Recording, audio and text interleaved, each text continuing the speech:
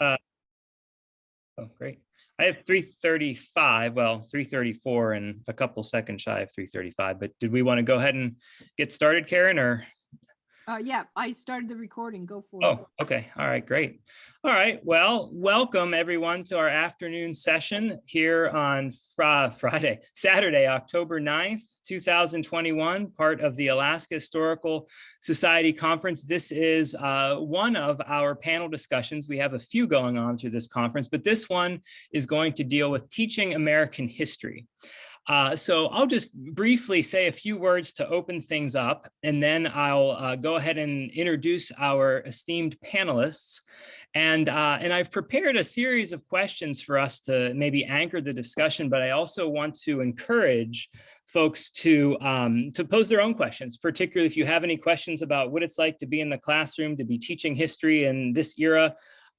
Please do feel free to dump those into the chat, and I can certainly monitor the chat and ask, and we'll try to keep this as kind of a flowing discussion with some real pros. And so I hope that that's the case. So if there's anything that jumps out at you, or if there's anything that you'd like to hear our panelists speak to a little bit more, just feel free to, again, include that in our chat, which I will be doing my best to monitor. It's probably best to use the chat as opposed to the Q&A because I can see it right here on the right side of my screen. So that would be my, I guess, the favor that I'll ask everybody. Okay, so just a bit about what's going on here. My name is Ian Hartman. I am an associate professor and chair of the history department at the University of Alaska Anchorage, and I welcome you all to this panel discussion.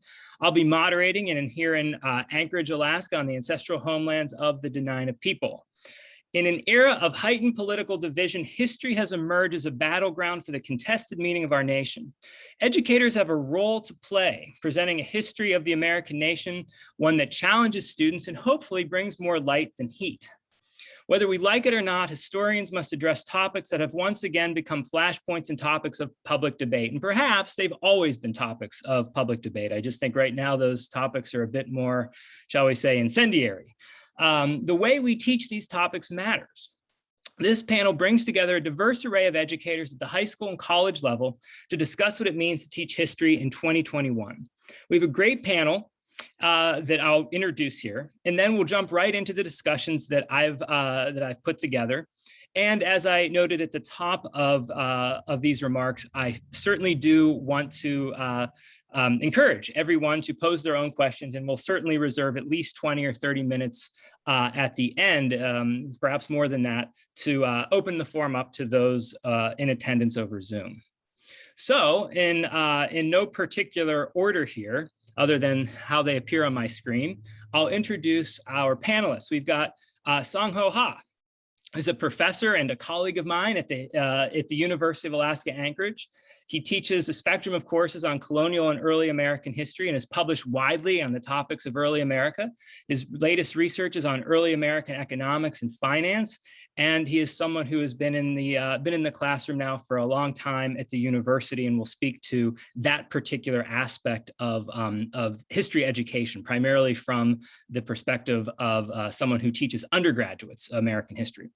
We've got Perry Lewis as a history and social studies teacher in the Anchorage School District, where he has worked for the past 25 years.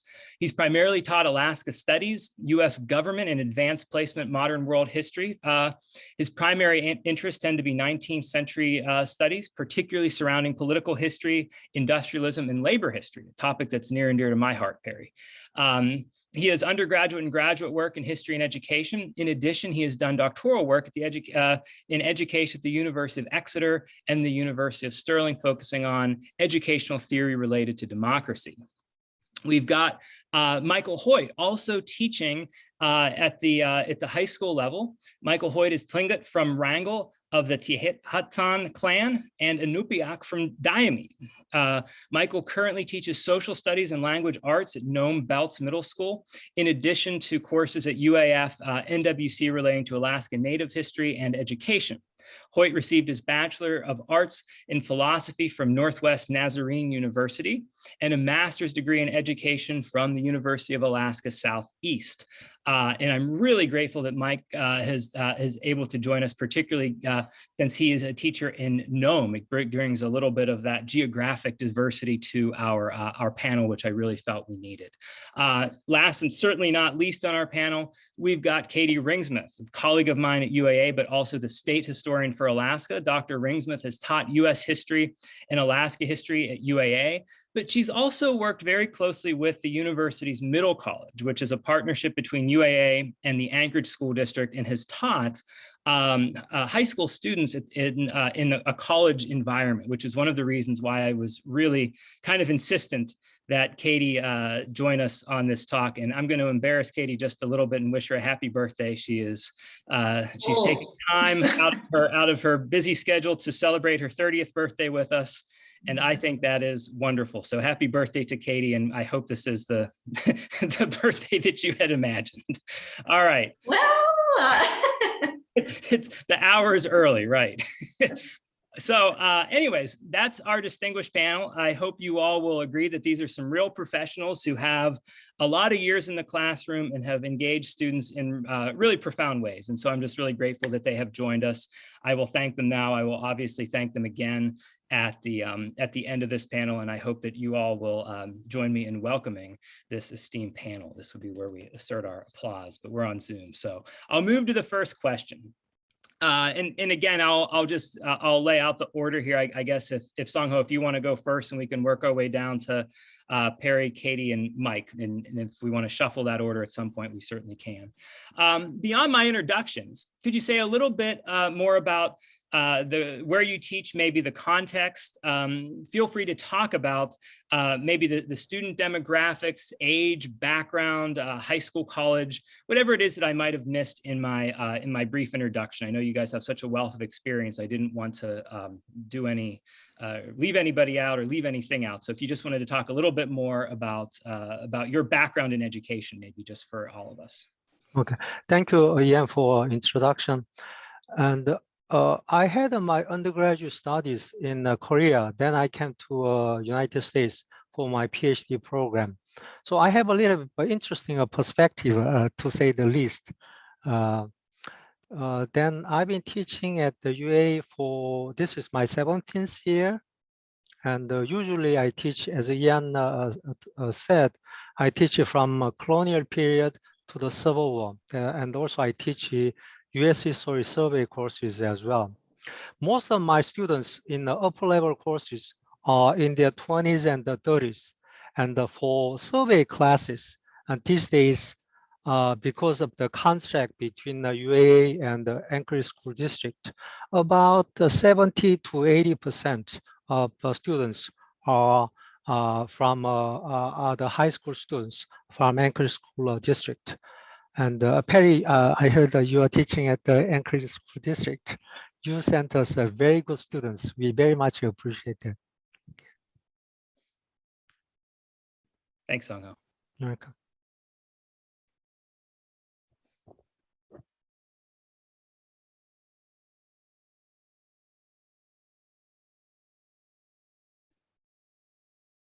Do you want me to call on who's next here? I'll go with Perry. Do you wanted to add anything? Okay, well, first of all, thank you for those words about the good students. We try. Particularly this year has been a challenge. I got my undergraduate from the University of Maine. I'm a New Englander, and moved up here to Alaska, and kind of started coming up in the early 90s, and have worked for the school district now since about the mid to late 90s. And I've primarily worked at Chugiak High School. I started out there in the mid 90s, and then transferred to Eagle River High School when that opened, because I live in Chugiak, Eagle River area. So it's been primarily suburban and even more kind of rural students in those two schools, which has made for kind of an interesting career, particularly at Eagle River High, because I often kind of joke, we're kind of a Department of Defense school without really being a Department of Defense school. Which particularly for a lot of years, the surge years in Iraq, created for a really strange demographic for a lot of times, and also it's made for a fairly, at times conservative group of students to kind of speak to. So some of the questions you've got lined up, Ian, I think are pretty interesting, because that's been some, I wouldn't say necessarily choppy waters, but you got to dance a little bit to get through the waters to a degree. So, but it's you know, we've been kind of doing our best, and it's been a good career. Thanks, Perry. I appreciate that.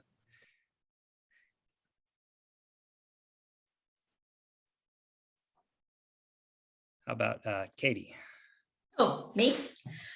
Okay, so I really did not want to become a history professor or even a historian. That was not my goal. I, in fact, was on my way to focus on international journalism. And when I was in undergraduate school, I was going to go study in Europe. And then my father was in a boating accident. And my father was the longtime superintendent of a salmon cannery out in Bristol Bay. And that was a place where I grew up, and I worked my way through college, literally on the slime line. And it was, I think, something I took for granted my whole life until all of a sudden I almost didn't have it anymore. And right after that moment, you know, when we were at Harborview Hospital, I changed my major, and I realized that my experience wasn't what I was learning about in my college courses. No one was talking about Filipinos. No one was talking about, you know, the Chinese, who this machine is named after. That is quite, you know, infamous here in Alaska. And here I was growing up, you know, playing with the kids in the village and just absorbing that. And, you know, that's really what launched me on that pathway. And I ended up getting my PhD in 2001 and then teaching history at University of Alaska. So I've taught now for almost 16 years on and off, and teaching in Eagle River at the Eagle River campus, and realizing just really how extraordinary and underrepresented Alaska history is, and how it can be inserted into the American story, and how important that is, especially when we have these young people who we need more than ever to contribute to our future. So a long story short, that's why I teach, and probably while I still will teach, even in my new job. So thanks all. It's an honor to be here with you guys today.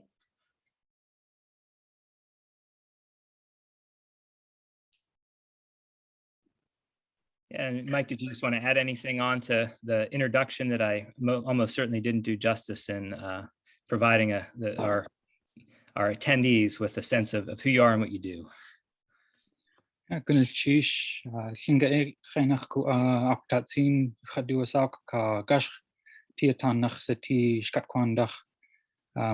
you guys for having me here. Most of my family comes from the Wrangell area, although part of my family comes from Diamond up here as well. And so I'm kind of on two separate sides of the state, it feels like. A big reason why I ended up getting into teaching, you know, as you mentioned, my background is in philosophy. But after I graduated, I started getting involved with teaching a lot of culture camps, and just really developed a love for working with youth and teaching about culture. And as I wanted to learn more and more, I found myself taking a lot more classes in Alaska history, working in archives, and trying to learn as much as I can about, you know, our Alaska Native history that often, unfortunately, doesn't get taught, or hasn't been historically anyway. And the more I did that, and the more I learned Tlingit language, that's kind of what drew me into becoming a teacher down in Juneau, where I met my fiance, who is from Nome, hence why I'm now in Nome. So. Hey, Ian, is it possible for the attendees to somehow let us know if there are any educators, teachers, you know, anybody who teaches in the K through 12 or in university? It would be great to know. Number one, is great to know if you are teaching, and two, to thank you. I have two kids right now in the Anchorage school district, and man, thanks, Perry. Thank you, Michael. What you guys are doing is, God, thank you. I was going to reserve that to the end, but no better time to do it than now. And Katie, I echo those sentiments 110%. And yes, I mean it is these panels go. I have two representatives teaching at the high school level who came highly recommended to me, and I reached out to them and have them on this panel. But there are certainly other wonderful teachers, and some of them may very well be here with us on the other side of Zoom. Unfortunately, I don't really know that, and given the kind of the format of Zoom here, I only see the boxes in front of me. So yes, can we get them to raise their hands? Is that possible? It's Karen. You guys as the panelists, if you click on your participants icon button at the bottom of your screen, you get to see all the people who are logged in as attendees. You highlight attendees and you see everybody's names. Yep. Yeah. So there doesn't tell you who's a teacher, but people could type into the chat. Yeah, that'd be great if you could do that. Just their names will come up as when they're typing in the chat. And as long as you type into the chat, folks, if you make sure it's addressed to everyone, then all the panelists as well as the attendees can see your responses. If you do just a host and panelists, then only the one side of the group sees it. Oh. And it's always good to know your audience. So yeah, again, we certainly do encourage any teachers out there to identify themselves so we can publicly recognize your achievements and efforts. All right, so that was really just my first question, just a little bit more about how you got into the profession, how long you've been teaching, the schools that you work at, the kinds of schools that you work at. So now that folks do have a little bit of a sense of where we're all coming from, I'll kind of get into the meatier aspects of all of this, which is really, I think, teaching in what I think we would all agree is a pretty hyper partisan, politicized era when the eyeballs are on us, whether we like it or not. And so for this question, as I've noted in the introduction of this panel, we do live in this era of political division. I mean, I think we should just say that. I mean, it's the elephant in the room. And history has become a battleground for the contested meaning of our nation. So the question I have is, what is the role and responsibility of the educator in presenting a history of the American nation that at once recognizes the aspirational nature of our country's founding documents, allusions to universal ideas of freedom and liberty and self-government, but one that has also failed to live up to its loftiest promises and aspirations at times, and sometimes many times. And so this is basically a question about how do you address the sloppiness and inevitably complicated nature of our history. And as I ask this question, you can address this as an American historian, or you can address this from the perspective of maybe like more local teaching Alaska history. However it is that you want to approach the question, you're certainly free to do so. And so we'll just go, we'll go kind of in reverse order here and start with Mike, and then we'll go to Katie, then we'll go to Perry, and then we'll end with Songho. All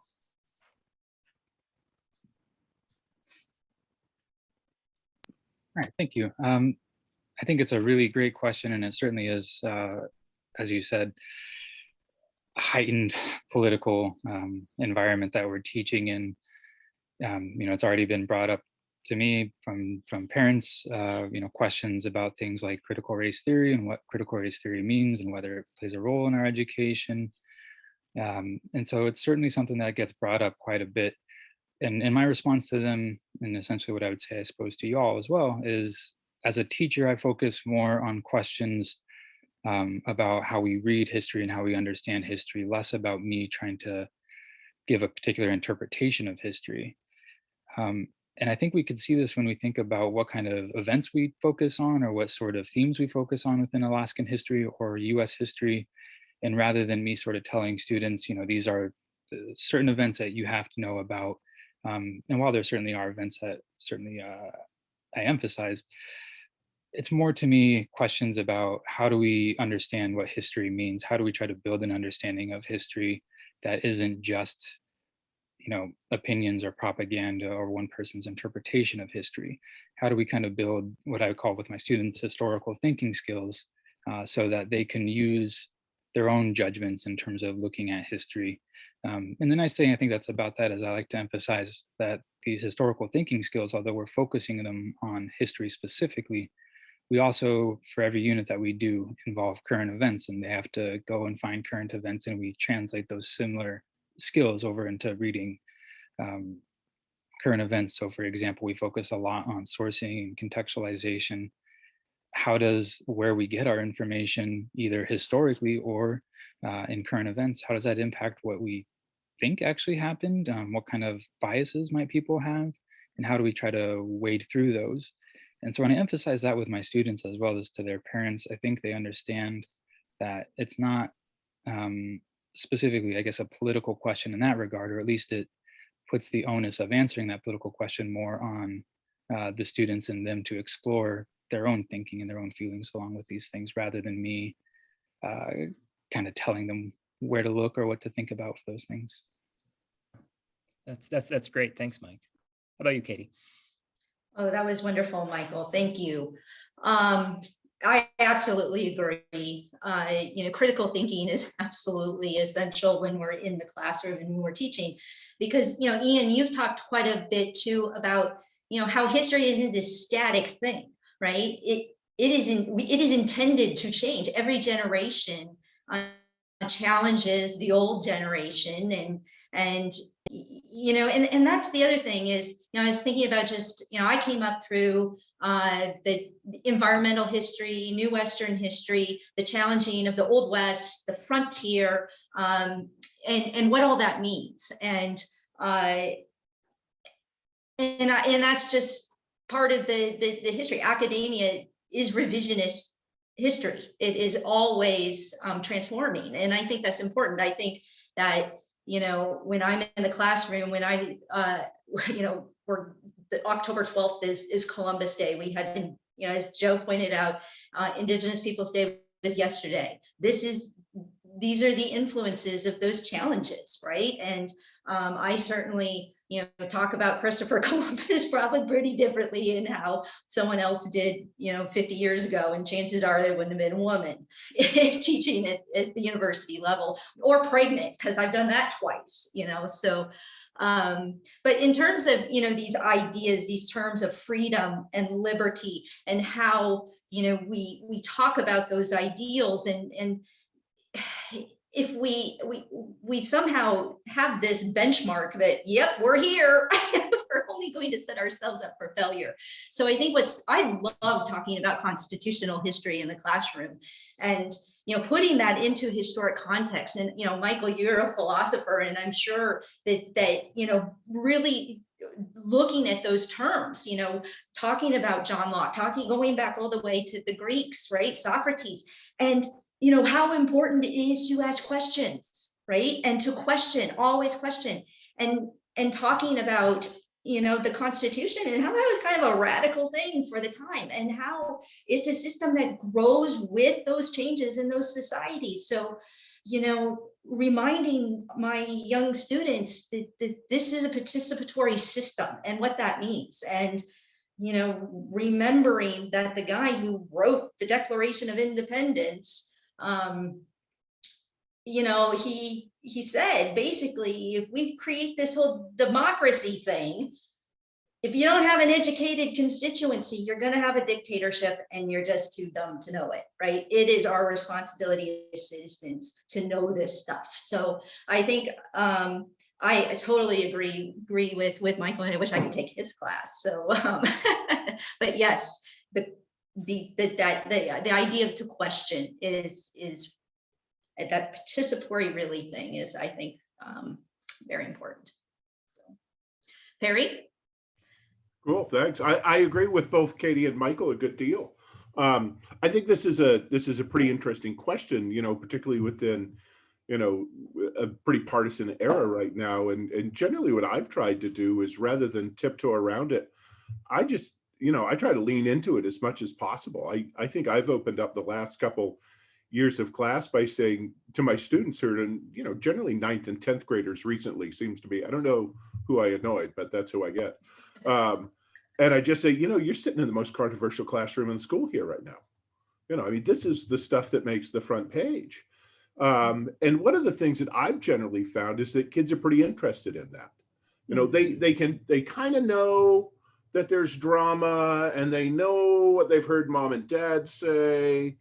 And they're not, I mean, luckily I'm again teaching young adolescents, so they're going to mimic what mom and dad say on some degree. And sometimes they'll take the exact opposite because that's what mom and dad say. And so I try to use that as much as possible as kind of a way to kind of get into some of those more political issues. And I find that kids are pretty receptive to that more than anything else, more than getting entrenched in, ideology. They're pretty open to hearing, what are the causes of this argument being played. As Katie was talking, I was thinking about, I was teaching a US government class a few years ago when Judge Kavanaugh was getting confirmed. And one of the things that we did in that class is we watched Dr. Ford and then just Judge Kavanaugh, and we would watch some of it in class, and then I'd pause and I'm like, okay, so what they're all really saying is this, this, this, and this. There's all this kind of meta language going on there.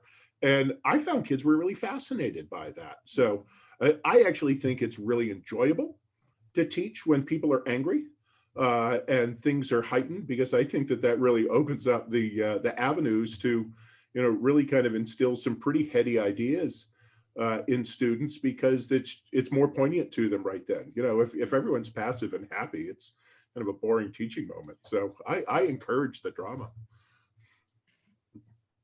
It does add urgency to what we're teaching, for sure. Absolutely. Okay, so it's my turn. Okay, so Perry, that's a quite interesting pedagogical approach.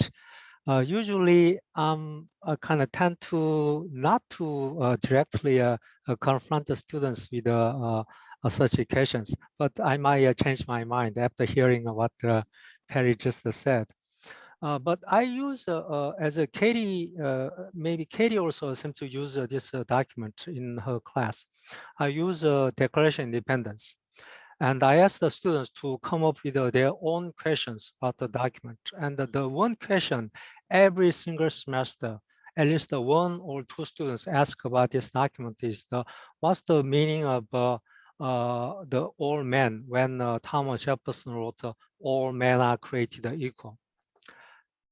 Then we discussed the hypocrisy, or or as Ian suggested, the sloppiness of history and the failed aspirations, etc., etc.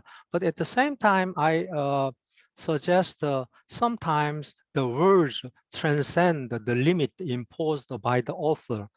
Then, so in the course of over 200 years, the scope of all men have expanded to include not just the white male, but also, the women, then Asians, and the Native Americans, and African Americans.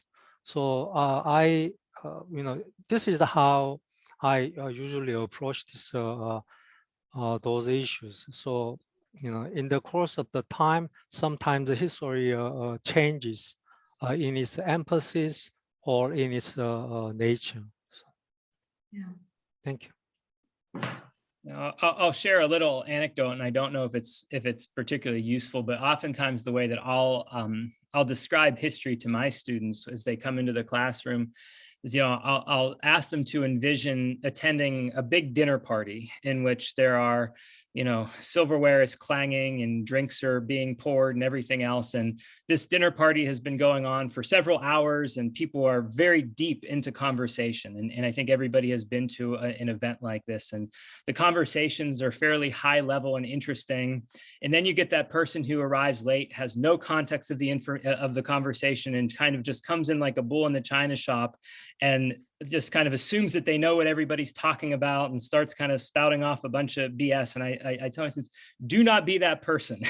You want to be the person who is informed, that can enter into these discussions that are occurring in the present in a very deliberative, thoughtful, intelligent way. And that to me is what history is about. It's kind of equipping students with the tools to enter into civil discourse. And I think that that's so incredibly important. And I like Perry's, I tend to agree with you, Perry. I think that there's a real value right now of embracing. I'm not saying that I necessarily welcome the divisions in this country. I frankly have, that's maybe a topic for a different panel, but you know, from a educator's perspective, from a history educator's perspective, I do think that there is a real opportunity for us to make the case that what we are doing is urgent and necessary and required. And I think, you know, for better or worse, because these divisions do exist, I think that maybe makes our job a little bit more easier, but it also sort of puts the pressure on us in some pretty interesting ways too. So as I tend to do, I've prepared way too many questions. So I'm going to skip ahead and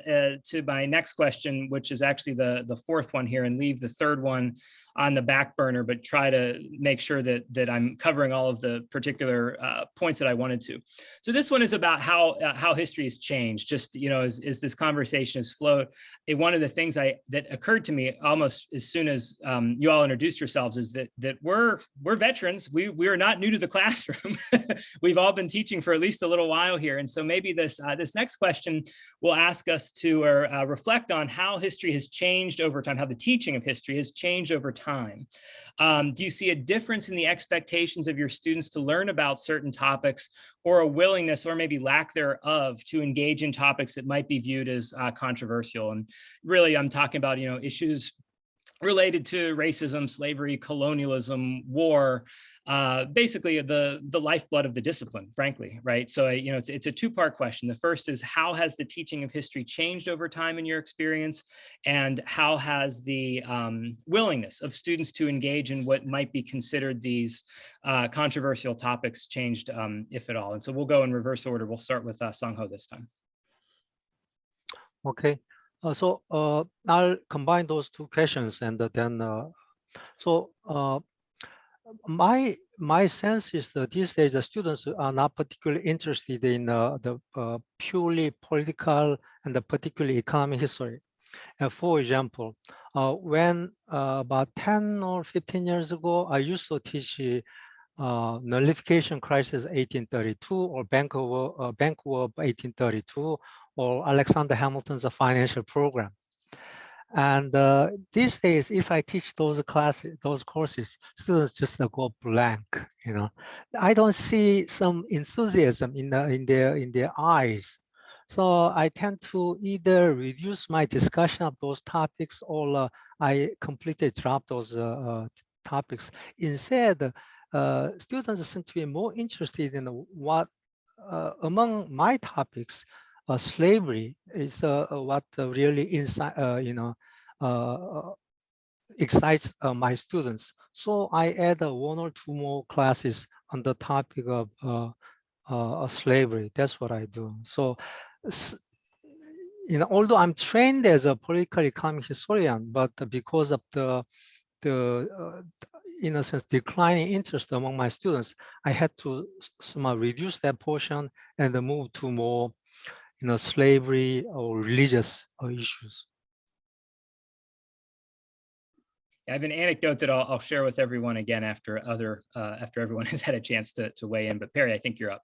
Yeah, sure. Well, I would agree to a certain degree that, you know, kind of political history and great man history has kind of been on the wane since I started in the mid-90s. Although I know that had already started a bit before I kind of came in completely into the profession. I could see that kind of changing as I was an undergraduate. Although it still comes and goes, I find, in some degree. But you kind of have to, I don't know, tone down the great man aspect of it, I think. I tell my students I have an unabated man crush on George Washington, and they all laugh, but I find him a really interesting character. And so when I dig into some of the specifics on him, kids tend to enjoy it, but I think I've got to, you know, kind of make him more of a regular guy, you know, kind of thing, because I don't think that necessarily that those larger aspects of political history are as interesting. Another aspect I got thinking of, you know, just as we're talking here, of things that I've seen change over time. And when I first started teaching, I remember teaching about the Reconstruction Era. I mean, it was a snoozer. And yet after the war in Iraq, you know, kind of officially ended there around 2004, 2005, all of a sudden that became a really enlightening topic, you know, as we look at, you know, drawing parallels between what does Reconstruction mean in Iraq and Afghanistan, and what does it mean, you know, in America after the Civil War, and some of the kind of minutia of the way that history works in those kind of complex but often overlooked kind of situations. And I found that kids they're really into it. Now that we're out of Iraq and Afghanistan in the kind of the sense that we are now, I'm wondering where that's going to go. But I think that kind of speaks to the fact that a lot of what we do is, you know, try to explain as much of the present as we can using the tools of the historical methods. Yeah, Katie, you're coming in and out. I don't know if we have a connectivity issue or not, but you're up if you'd like to go. I don't see you on film at the moment, on camera there. There you are. Can you see me? Am Yeah. I good? Yep. Okay, yeah, it was probably my children playing video games or something. Got it. But I think this is a really important question, because and I should also point out too, you know, we talked about how, you know, history changes. It is revisionist, but what you can't do is actually change the past, right? So that'll never change, and that's hard for people to understand, that all these terrible things are always going to be terrible, and we can't go back and change it. And I always felt like my job in the classroom, and believe me, when I started out when I was 16, or it's, you know, 16 years ago, you know, you kind of had, you know, you have those kind of political biases. I was all outraged about George W. and Iraq, and, you know, and I'll never forget when he was reelected, and I cried, and now we love him, right? He paints in the bathtub, for goodness sakes. So you never know what the future is going to be, right? You can't change the past, but you have no idea what's, you know, the future is. And I also realized that my students, they don't care about my politics, even those who believe, you know, who subscribe to them or buy it. And so I realized, you know, through this process, that my job in the classroom is to represent the voice of the past, right? To bring people to the table, their voices to my classroom, who cannot speak for themselves anymore. And that is an extraordinary responsibility, because I can't represent, you know, you know, you have to be careful, because you can't let your own perspectives and judgments of the past speak for the past, right? You have to try to create that conversation between the past and the students, the present, right there. And sometimes what the past has to say is very difficult to hear. And sometimes we don't like it very much, but that's what's so important, again, in how we understand what's going on right now, is to really hear the past and you know, let those voices. And I also just want to point out too, that, you know, this was kind of more theoretical until Donald Trump was elected. Thank God, because he woke everybody up to history, right? All of a sudden, everybody's talking about, I mean, I'll never forget the night he was elected. One of my students says, "What is the Electoral College? I don't understand," right? Like, so we had a conversation about the Electoral College, systems of checks and balances, separation of powers, constitutionalism, impeachment, twice, awesome. The Supreme Court, judicial review, the 14th Amendment, I mean, citizenship. This was all fantastic stuff in the classroom, right? So the reality is that there's consequences. And again, we are part of it, and we all have that responsibility. And that's, again, the most important thing in my classroom is not only for students to understand and hear what the past has to say, but to take that information and make, you know, really the choices so that they understand what this participatory system is and what it means to them in having a voice in the future. So, yeah. Yeah, thanks, Katie. That was great. And I agree. A lot of issues came up that I was talking about at great length that I maybe tried to talk about before, but certainly I think I had a more enthusiastic audience to talk about, you know, impeachment, the 14th Amendment, the Supreme Court, you name it. Yeah, Mike, how about you? Well, I think I kind of came to teaching a little bit, I guess, kind of circuitously compared to, I guess, where I started. I started out in education more as someone that was working in curriculum development, and specifically as like a cultural specialist working with teachers on including Alaska Native culture in their lessons. And from there transitioned to a para-educator, again, focused on as a cultural specialist. And as I was doing that was when I was going to school to become a teacher myself. And so my view of it, I suppose, is a little bit different. But I think, a lot of the same things that have been brought up are things that have been consistent with my experience. In particular, I think one aspect that I really focus on is this idea of student relationships. You have to get to know your students, and part of building that relationships is understanding what issues are important to them. And I think something that Katie brought up, the idea of being the voice of the past, I think is a really important one, because it helps. I guess the way I'd put it is that students are going to connect with different voices a lot different as times change. And as we go through, again, this heightened political era, they're going to focus more on certain issues than perhaps they did 10 years ago, 20 years ago. And that's something I've been having to deal with compared to, as I try to understand my students and what's important to them.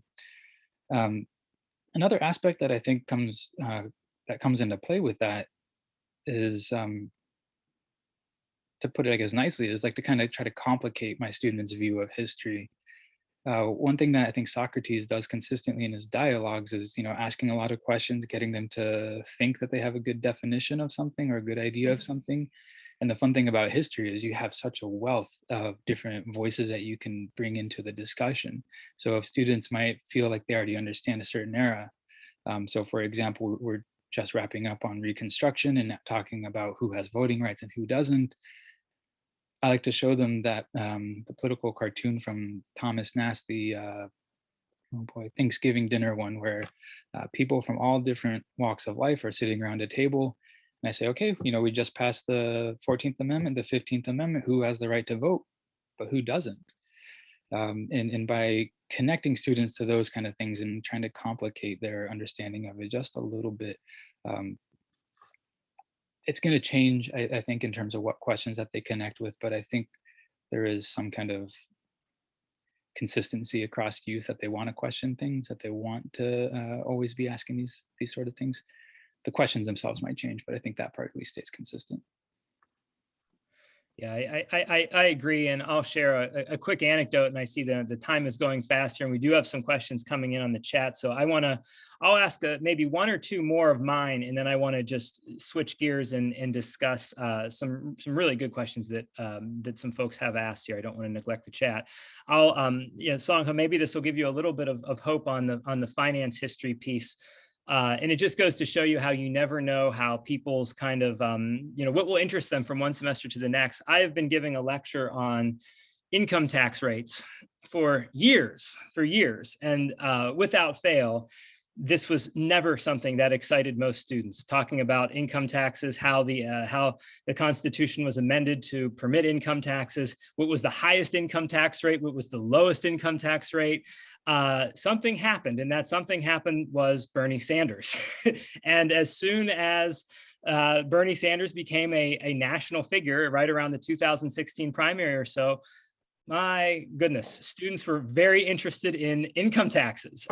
Likewise, teaching Alaska history, I've taught the Alaska Railroad for years. And for whatever reason, I think just as the state had kind of gone through this fiscal crisis, the political economy of the state of Alaska, and let's call it our undiversified sources of revenue became more apparent. I think our discussions about federal involvement in Alaska, what the Alaska Railroad represented in terms of federal investment in what was at the time the territory, just took on a real different cast. And so I think the way that we broach these topics in context matters tremendously. So maybe one day, Songho, your students will care more deeply about banking and finance and who knows what else. So don't give up hope yet. All right, so this is a question for Mike and Perry, because again, you guys have the most experience here teaching K-12 public high school.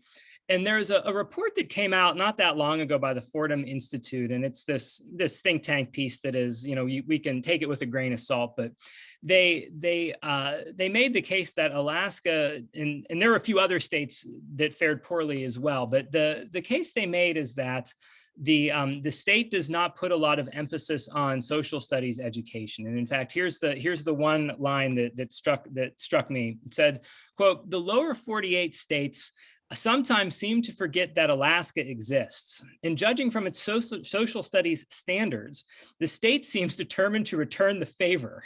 I apologize as I laugh at that. That's a burn right there.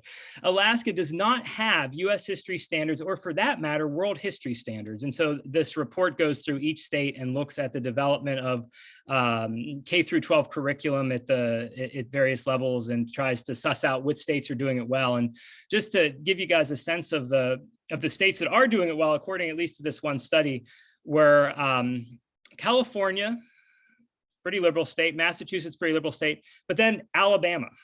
Alabama was also very high on this list of I guess, states that put together really good, rigorous social studies standards. And so it wasn't really looking, it wasn't the usual suspects of, who we think values history or who doesn't value history or anything else.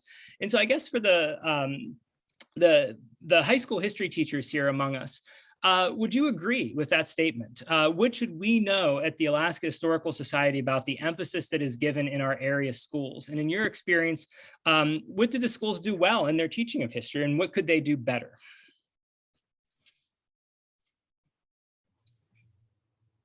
Do you have an order you want to go in on that one, Ian? Or how about you? You just spoke up. Go with you, Perry. Fair enough. Well, I guess my first response to that is that there's just some utter malarkey going on there. And I say that from the standpoint that, and I can speak as a high school teacher here, social studies and history at the Anchorage School District, at least, you need 8 semesters worth to graduate, which is one course every semester in social studies. We're tied with English language arts on that, but you need more social studies credits to graduate than math or science or physical education. So I'm not sure that I completely agree that we're undervaluing history or social studies at the high school or secondary level. And as far as US history goes, kids take US history in the 5th grade, and then again in the 8th grade, and then again in the 11th grade. And they take an entire semester of world history in the 10th grade, and usually a class of Alaska studies and ancient civilization in the 9th grade. So we get a pretty broad sweep. I think one of the biggest problems that we get there is that a lot of this data tends to be drawn from state testing, on how are we doing on history, and often not very good testing, that goes with that. And they're also testing, and I think this is one of the problems that we often run into in history, and it kind of connects to something that a lot of us have said is, unfortunately, we're testing 9th and 10th graders, and 14 and 15-year-olds are not necessarily the greatest data set to draw information from. But also, I think that part of the job that we do at the high school level is to get kids ready for later. I was talking with my 9th graders, just my integrated regular old class of 9th grade kids, of which I have about 20 boys and 7 or 8 girls in that class. So you can probably think about what 20 14-year-old boys and 7 or 8 14-year-old girls in one room looks like. But it's pandemonium most of the time. And I've got a lot, and I said to him, I said, you're all really, because of COVID, really just 7th graders that happen to have a few days in high school at this point. And they were even like, yeah, I know. And so to try to do history, as best you can with a group like that is really, really hard. And you're also working on, how are you turning your work in? Did you do this assignment? What's getting in the way? And I kind of said to kids, I said, look, I'm not trying to be the hammer here. I'm trying to make sure I can get you out from underneath the hammer, because the one thing that I hear more than anything else when we do parent conferences is I'll have parents sit down in front of me and say, I hated history in high school, and now I love it. I love to watch the History Channel. I like to read history books. Did you read this one by, McCullough or the Chernow book or something like that? And so I think a lot of what we run into at the high school level is, we're doing our best to keep up with the needs of what is sometimes a written set curriculum or a set of standards, or is just it's one that's out there, but also with an eye to the future that I think kids, as they grow into adults and beyond, are going to start to become more interested in that. So I feel if we can give them tools at the high school and secondary level, then they can use those tools later on. But we don't go back and test adults, unfortunately. I think we need a 25 and a 30-year-old test, and we'll publish those and see if it's come along any better. But, maybe that's just me being a snarky. I'm in favor of that. Yeah, I guess just for clarity, as I read the report, and I was a little bit skeptical of it myself, Perry, just to be clear. I was almost wondering, though, I think that the report wasn't so much about the classes that were offered, although that may have been in there, but I think it was they were worried about the articulation of the standards through the Department of Education, Early Childhood Development, whatever it is. Yeah. But nonetheless, I know I take your point. I mean, it does sound like there is some teaching of history that's going on there, which is certainly a relief for me to hear. Yeah, and, and much of this boils down to the individual educator. And I am certainly among those who didn't have the best of luck in history at the high school level. I love my English teachers. I was ready to be an English major and a music major when I went to college, but then I had some really powerful experiences in college. But certainly you have, I think, as so much of this goes, it's just a real testament to the quality of the teaching for you guys. Not to no pressure or anything, but yeah, I mean the quality of the teacher really truly matters. I didn't mean to steal your thunder, Mike. Go ahead. Oh, no problem at all. I think you bring up a lot of great points, and I'd also echo Perry in terms of being skeptical about this statement. And I think the fact that they're basing it specifically on the standards tells us a lot in terms of that sentence. And to be fair, I'd probably agree in that regard. I think the standards for social studies are comparatively weak compared. You look at, say, math standards or science standards. I end up using a lot of the language arts standards in my class in terms of reading and writing and how we use those to help us understand history. That being said, there are a couple activities I think that help students understand sort of the role of Alaska. One thing I like to do with my students is first day, second day, I'll give a textbook to everybody and I'll say, all right, we're going to look for Alaska. Textbook on US history, roughly 1,000 pages. And I ask them, all right, how many times can you find Alaska in this thing? We end up looking at the index and there are 2 mentions in our textbook, all of US history rather, 2 mentions of Alaska in the entire thing. And I emphasize with them, that's not to say Alaska hasn't had an important role, that there haven't been important things that have happened here, but in terms of what the United States might look at as important, or what even the state of Alaska might consider important, is going to vary a little bit. And that's why I guess I place such a big emphasis on historical thinking skills and sort of putting the onus on my students. Another thing I think that I try to focus on with that is that question that has been brought up about participation in citizenship, that it is a participatory system. And I like to point out the Alaska Native Brotherhood and Alaska Native Sisterhood, which was founded back in the early 19-teens. And I point out for the students, these were kids that were that had gone through the boarding school system, most of them, and their focus when they first started was on citizenship. And so we have a lot of different questions of what the value of history might be, or the value of citizenship, both over 100 years ago when they were founded, but those things still carry on today. And I like to point out that they were specifically kids that were questioning what was being taught to them. There are some of them started newspapers when they were at Sheldon Jackson, essentially calling out administration and how it was treating Native kids.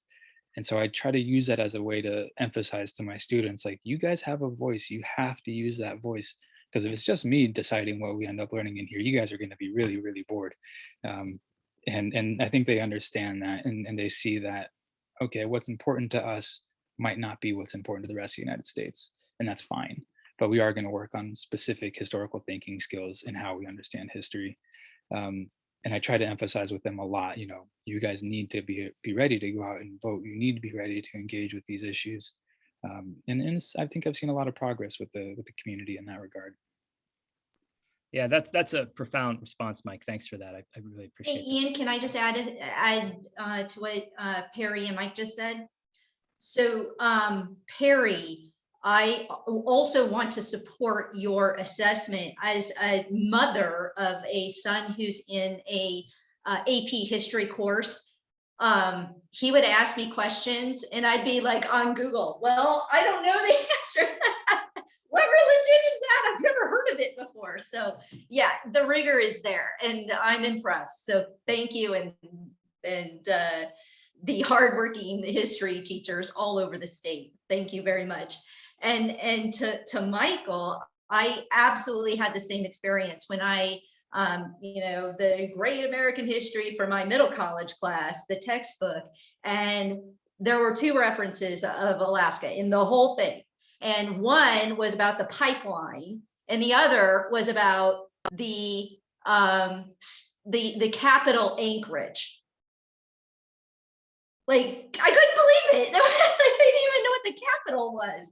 And so that to me was exactly, it was such a great opportunity to speak to those students to say, so what, they got it wrong. What's our responsibility here, right? We need to do better in recognizing that we are part of this country and we actually matter. That's why my US history class begins with Beringia, because I want my young students to recognize that we did nothing less than people, the Americas, and that, so it is so important. So when I talk about civil rights, I talk about Alberta Shennick, who in Nome in the Dream Theater, 10 years before Brown v. Board of Education. Thinking about the Spanish flu pandemic, that with, a pandemic that we're experiencing right now. And it was those young children who survived because in many cases, especially in Western Alaska, their parents died, and so they had to carry on. And when you look at the communities there today, it's because of the resilience of these young people. And to me, there are important stories to tell that validates those young people in the classroom and says, you know what, not only are you a part of history, but it looks like you young people have made it too. So I just want to say thanks, guys, for that. And man, thanks for all the work you guys do in the classroom. Yeah. Thanks, Katie. Yeah, and you're uniquely situated to weigh in on that because you, as you pointed out, you have a kid who's in the school system, so you're dealing with the curriculum from the side of the parent.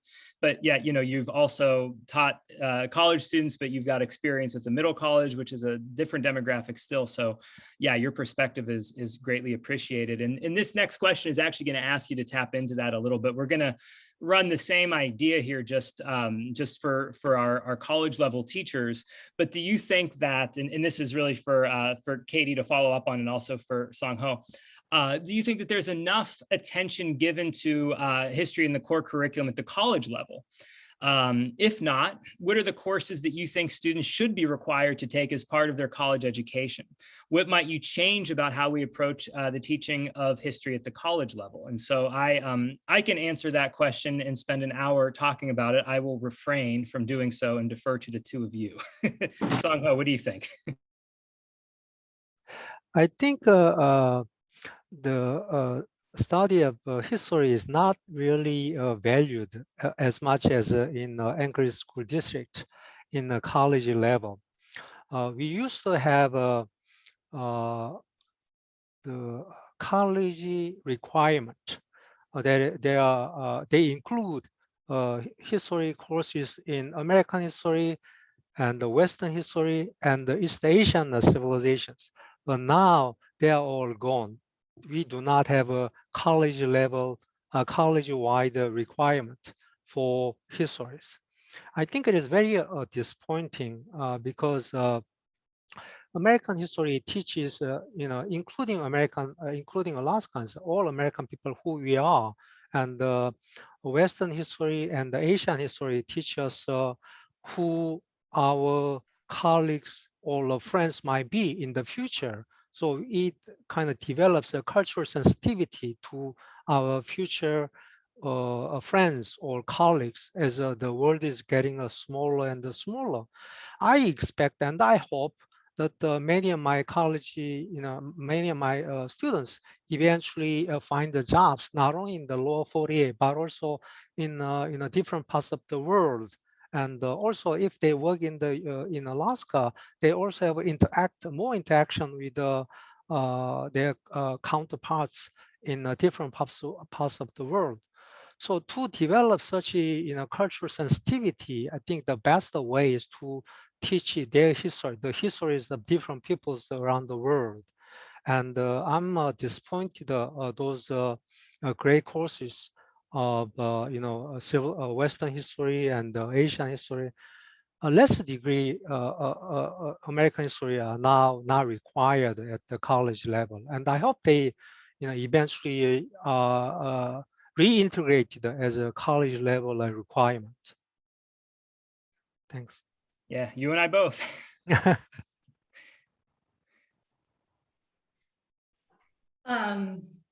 So that's a really good question. And in part, the university system, it is a very rigid system. And even just trying to teach American history, right? I go from Beringia all the way up to the Civil War. And then I start with the History 2 class with Reconstruction. And if I'm lucky, I get to Reagan. So history keeps marching along, and yet we are stuck in the 1950s university system. So at the very least, we need to match the historical arc and give it its due, because we just can't cram it all in there in that kind of rigid system. The other class, when I was teaching at the middle college, they needed a professor to teach a summer course on a Western Civ class. And I am not a Europeanist. I was an Americanist and public history and environmental when I came up. And I was like, sure, I'll take it. I haven't taken a European history class since college. And that was fascinating for me. Number one, Western Civ is a terrible name and they need to change that. But it is really interesting, and it seems to be at the crux of a lot of our conversations that we started talking about at the beginning of class. But I also feel like not very many people really understand what Western history is. In fact, I really had a whole class on what is Western history, because I seem to be talking a lot about Asia here. I seem to be talking a lot about Africa here. I seem to be talking about a lot of indigenous European cultures, and then also talking about the colonization. So I think actually really looking at Western Civ, and when I was teaching that class too, there was that weird guy who kept talking about white supremacy, and which was not helpful at all in correlating Western civilization with white people. But but I think it would be really important to really look at critical race theory, decolonization, all of these very important critiques, and putting that into this larger, looking at Western Civ, and again, creating a more global perspective, but at the same time, looking at how, these global systems impacted people at the very local levels. And to me, that would be really fascinating, because, I keep thinking about what happened at the assembly meeting in Anchorage, people protesting, wearing a mask, using the Star of David.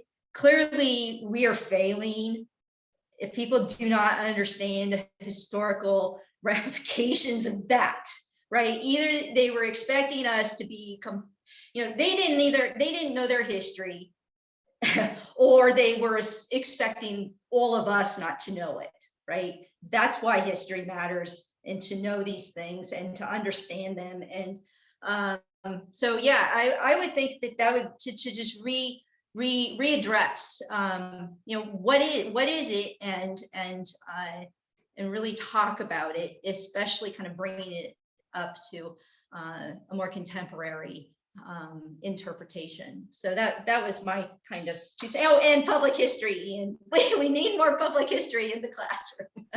So. You know, Katie, you offered me a perfect segue, and I thank you for that with the reference to the assembly and the questions that I want to now move to. And so again, I sent you these. I spent hours crafting these intricate questions for you guys to answer, and I think we got to 4 of them, but that's okay.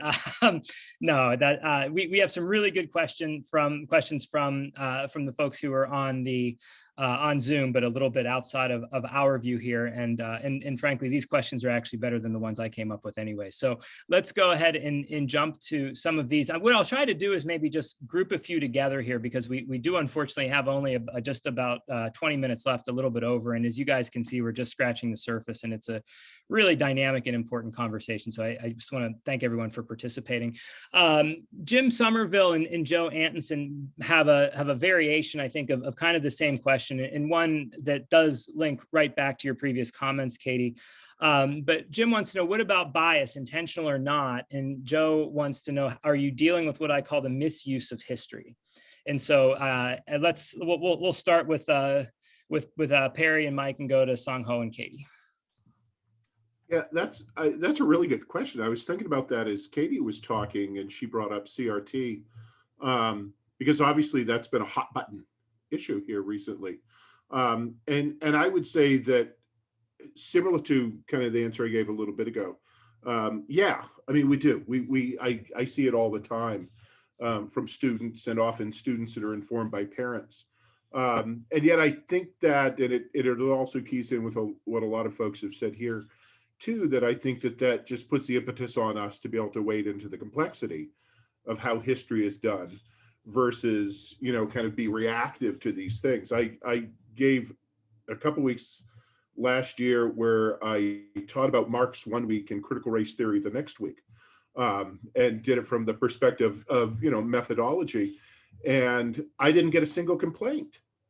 And I think partly that's because, it was important to break down the complexity of what's going on there and what Marx is really talking about, and what basically the methodology of critical race theory is really talking about. In fact, when I got done teaching it for both lessons, I had students say, "Why is this so controversial?" And my response was, well, generally people don't really understand it, and that comes across as snooty, but it's also not wrong. My principal came to me at the beginning of the year this year, and he'd been getting an earful from, parents, are we teaching critical race theory here? And he said to me, we're not doing that, are we? And I'm like, well, you can't really do it. It's not a curriculum. I mean, it's a methodology. So is it going to get brought up? Yeah, probably. But I mean, you could, without question, tell parents we are not teaching critical race theory at Eagle River High School. And that, I think he didn't really understand what I was talking about, but he had a big sigh of relief. So, whatever, we solved that issue.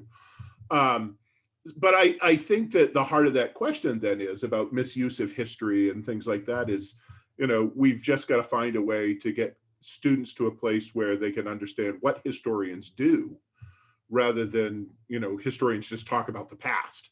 And I think we as historians know that the past and history are two different things, but I don't necessarily know that the layperson necessarily does that. So, I think that's the way that we can address some of these sort of topics and some of these sort of problems that face us. And like I said, if you're talking about Marx and, then Du Bois, 2 weeks in a row and nobody grumbles, then, I mean, that's the trick, is just, confront it head on.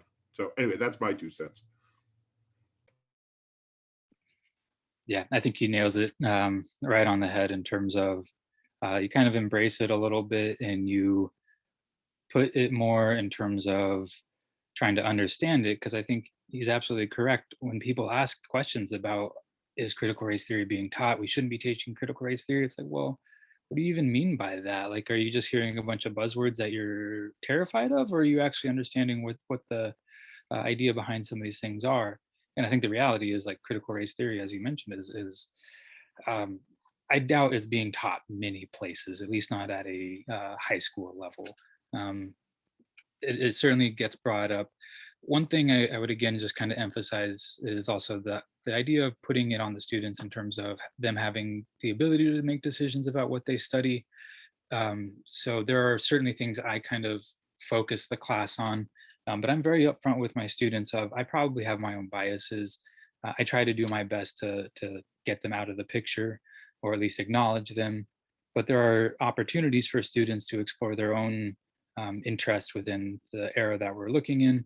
And so kind of putting that on them rather than me picking all of the things that we're going to study, I think helps alleviate some of that pressure for the for parents, because they know that their kid is going to be able to have different things that they can study, and that when we work with sources and that we learn how to work with archives, for example, they're able to kind of go and start finding those things rather than me having to kind of cherry pick what I think is interesting, and then that opens up a whole new world instead of just my boring version of it. Yeah, thanks, Mike. How about you, Songho? I don't know whether there can be some misuse of history. For me, all history is a great history. And I try to let the students decide, ask questions, then the students confront those questions. And one of the books I assigned to my survey classes, US history survey classes, narrative of Mrs. Mary Jameson, who was kidnapped when she was very young by Seneca Indians. Then she stayed with the tribe until she died, until early 19th century. And the narrative has a wealth of information on the lifestyle of Seneca tribe. So I asked them to read the books carefully and digest the information in the book, then answer this question. If you were a farmer, if you're a white farmer living in northwestern New York state, present New York state, do you think you could live next to Seneca tribe as friends in a peaceful manner or not? Now, many students say yes, but many students say no. Okay, but I leave it up to the students, and by just digesting information and think about those questions, I ask them, I just let them to decide on those issues, including race and the military and the violence, all those issues. On those issues, make up their own mind, and that's at least that's how I approach those issues.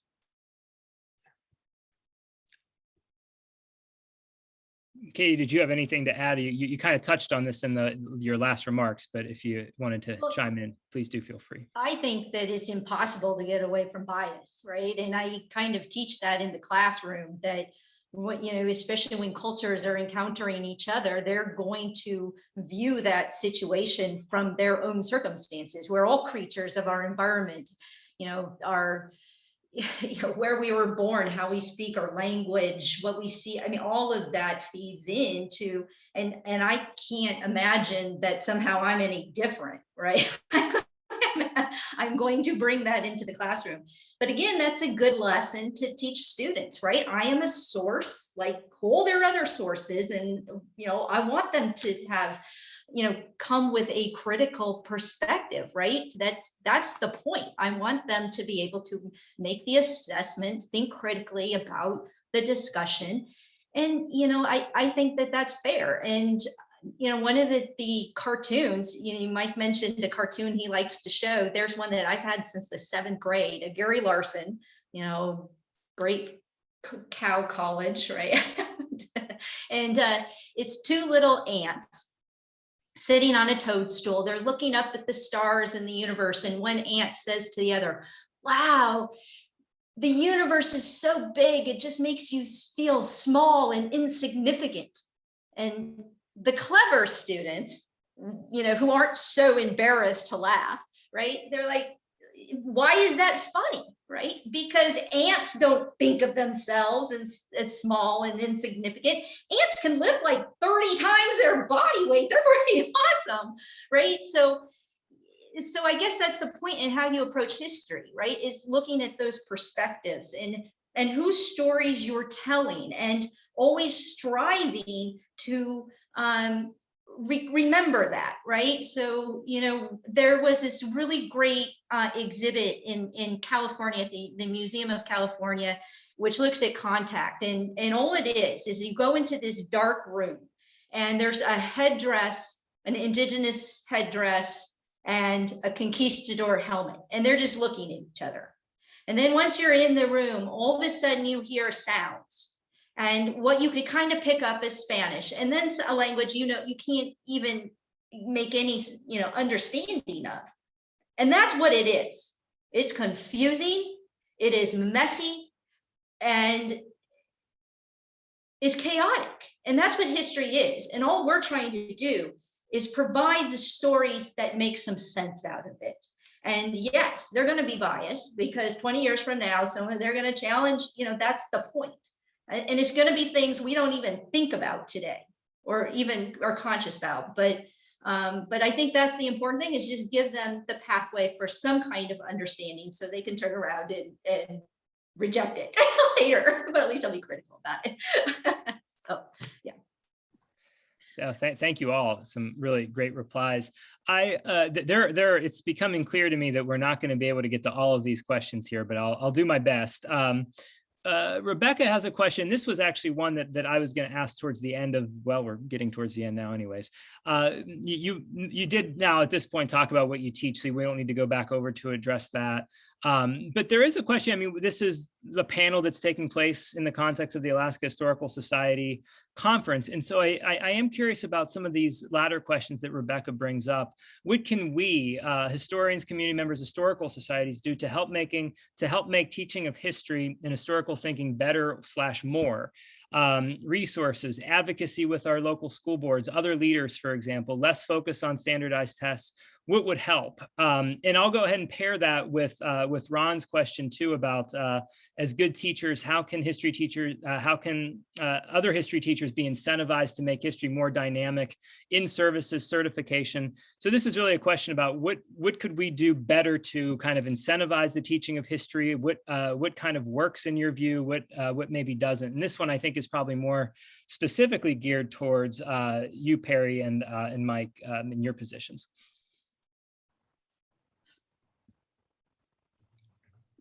Do you want to go first, Mike, on that one? Or do you want me to? Sure, I can jump in on that one. I think one thing that stands out, especially for that first question, in terms of what kind of things could be done to help with teaching of history, I think the more, and this might be, again, just got done talking about bias, one of my things that I love to do is just looking at archives, and I tell my students about that all the time. I just find, for example, I showed them the other day, I found a yearbook, a digitalized yearbook from our high school from 1904, and they were just blown away that that kind of stuff is online.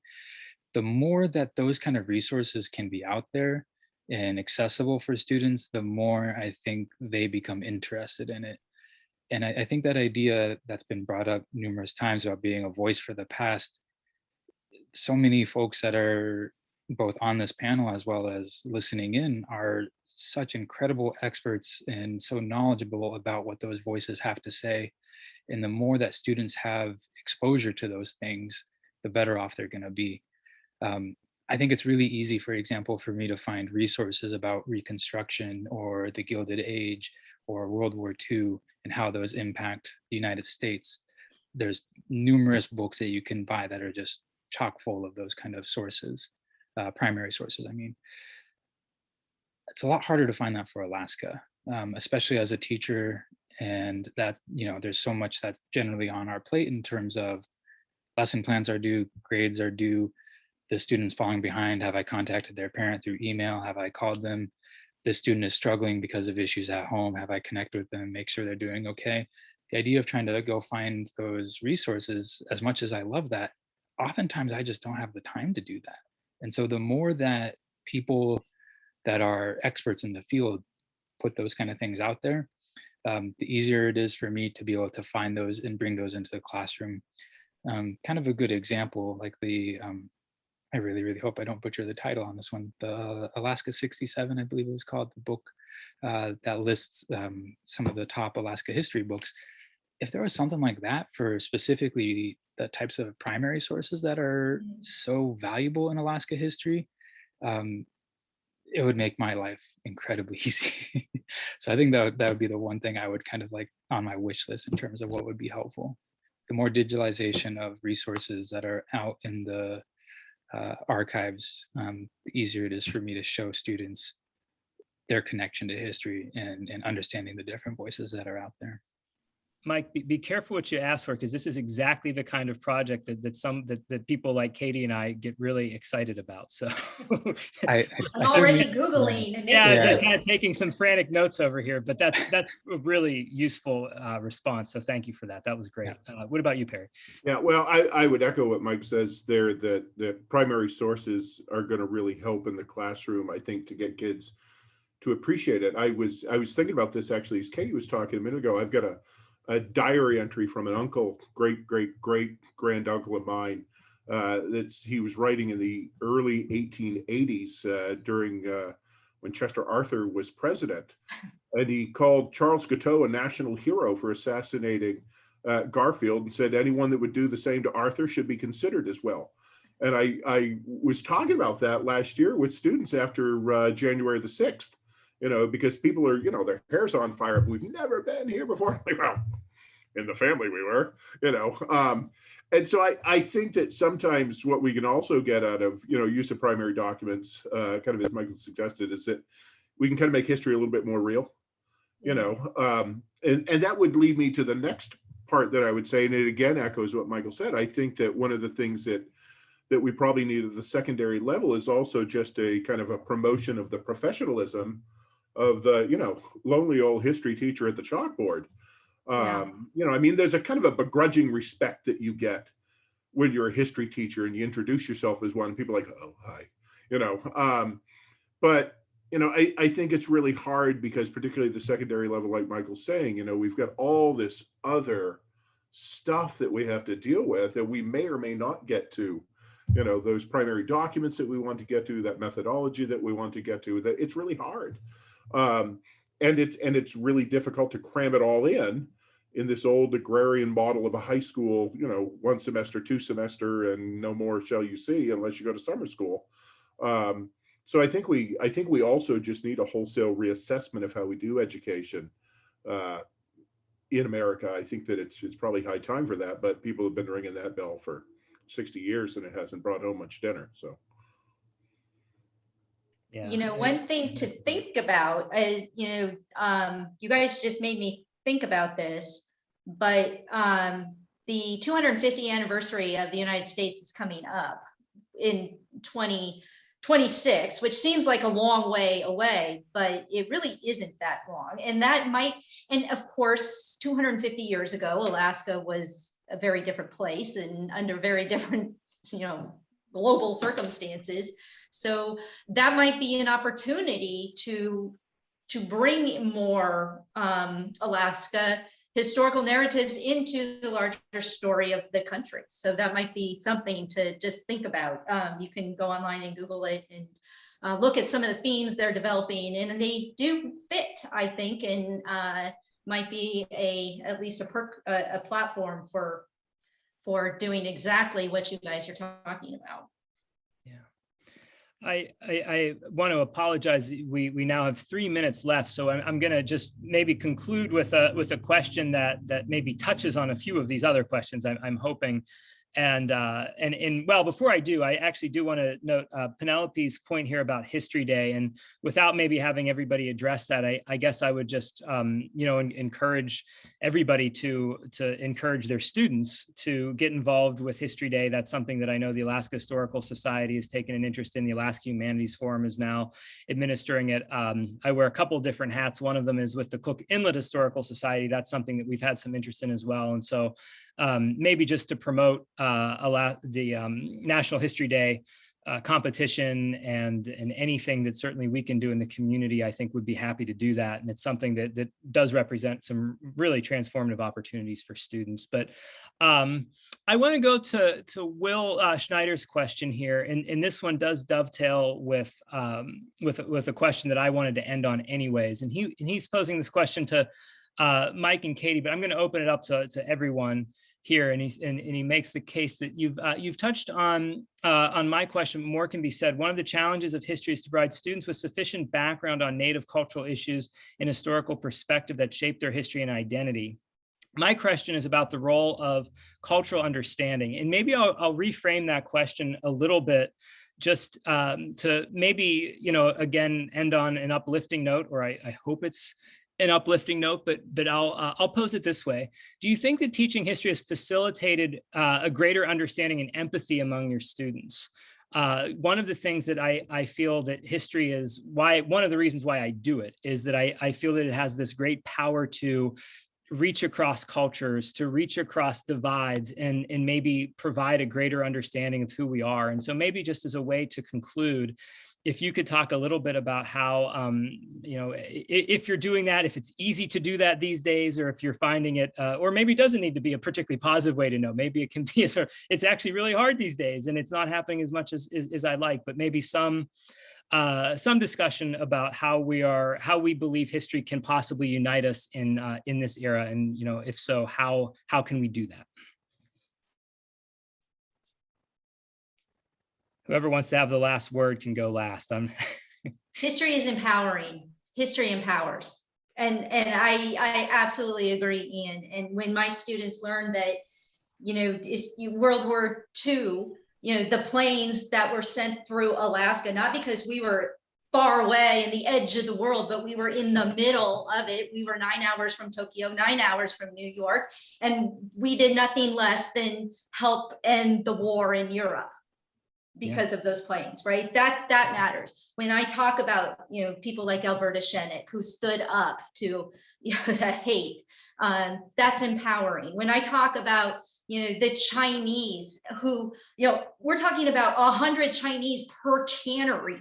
So thousands of Chinese who participated in one of the most powerful industries on the West Coast, right? Or the Filipinos who unionize and break those kind of the power that was to talk about these stories and to look at my class and to look at the diversity that is reflected in those seats. My job is to make sure that they see that themselves in those stories. And so that's on me to find them.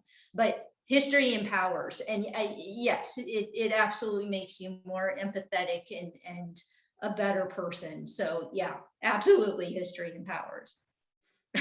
Sorry.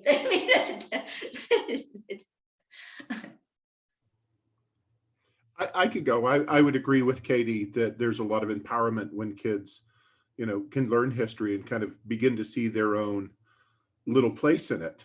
Yeah. I think as far as, what is our impact in the global world, I think that's a tougher one to meet out a little bit, but I always kind of figure, if we buy into even a scant bit of chaos theory, we're little butterflies flapping our wings here. And if that can give just a bit of a drift, then that's good stuff that we're doing. It's tough. There's a lot of voices and there's obviously a lot of noise that we speak into. And so when we look at those kind of cultural trade winds, it's hard to ever come out and say, oh, I've solved that problem with that lecture today. But you're still nonetheless, you're part of the mix. And so if you could be a voice rather than noise, I could sleep at night. I agree with the both Mike and the Perry and Katie, and also I like to mention that the study of history is the best way to understand the culture of any people.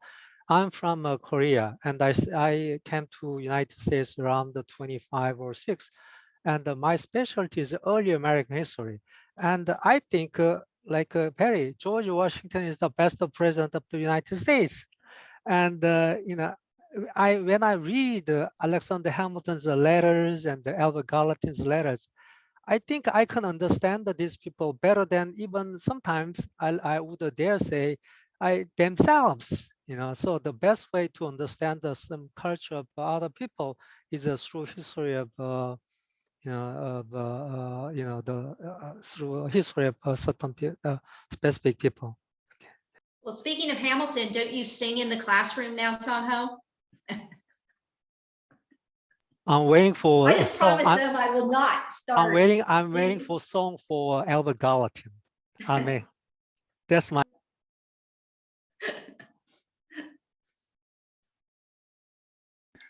I think the thing I guess I would kind of say in closing, kind of echoing what Katie said in terms of history being empowering. One thing I repeat to my students pretty frequently is that if you want to understand what human beings are capable, you have to study history. And if you think that it's an easy answer for that, whether it's a particular issue or just kind of humanity in general, you're probably wrong. And you got to come to terms with that. And I think part of what our citizenship, since that's been something that's come back up repeatedly, part of that means that we have the humility to say, I'm probably only seeing part of the picture, but how do I ask other people about theirs? And how do we truly kind of bring to life this idea of having a democracy of the people, by the people, for the people, and that people have a voice in that?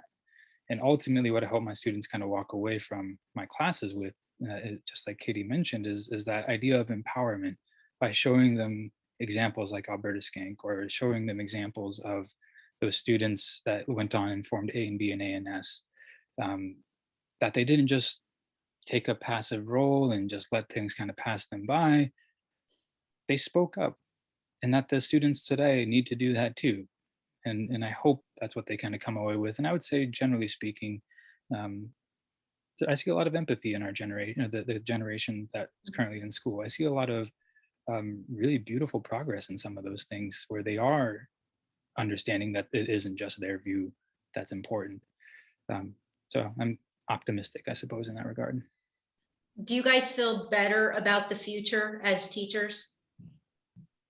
Yes and no. We may need another hour to sort that out. Yeah, that's another can of worms. Yeah.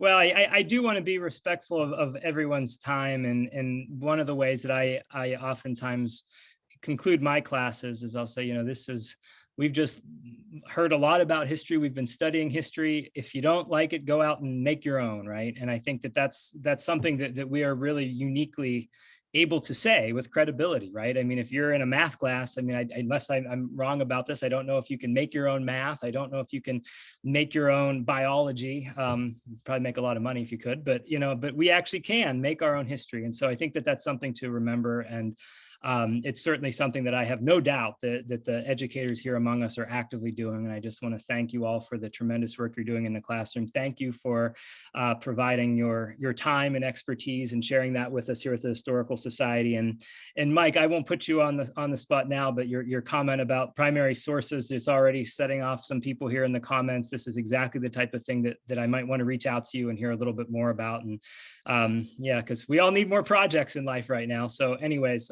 this has been really great. And I want to thank all of you.